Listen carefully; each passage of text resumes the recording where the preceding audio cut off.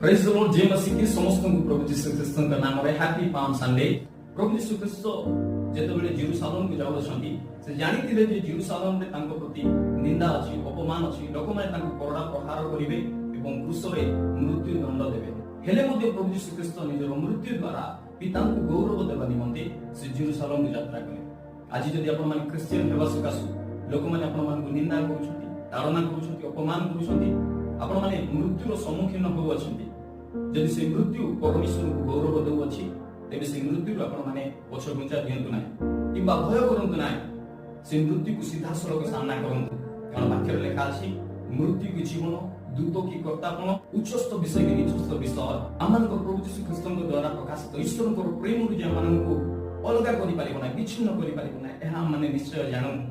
तो धैर्य धरंतु साहस धरंतु प्रभु आपण मान को विजयता देउ अछि यीशु के नाम रे